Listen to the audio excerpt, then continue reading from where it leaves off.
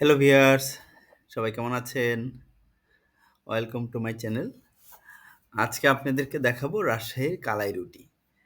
রাজশাহী শহরের খুব আ বিখ্যাত একটা স্ট্রিট ফুড বা খাবারের নাম হচ্ছে কালাই রুটি। বিশেষ করে মা কালাই যেটা আছে সেটাকে হাতে একটা স্পেশাল আ কি বলবো? টেকনিকের মাধ্যমে কারিগরের রুটিটা বানিয়ে থাকেন এবং এখানে যে চুলাটা দেখছেন, এই চুলার ভিতরে গনগনে কয়লার আগুনে এই রুটিগুলা সেকা হয় এবং এই গনগনে আগুনের ভেতরেই আ বেগুনটাকে আস্ত দিয়ে দেওয়া হয়।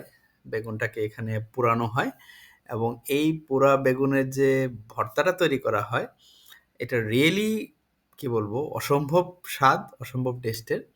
সো রাজশাহী কেউ এলে অবশ্যই উপশহরে এই কালাই রুটি খাবেন। অ্যা এক ঐতিহ্য আছে।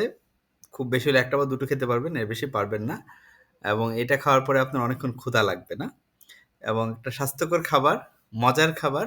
রাজশাহী এলে অবশ্যই এই খাবারের স্বাদ নিবেন। আশা করি আপনাদের খুবই ভালো লাগবে, সুন্দর লাগবে।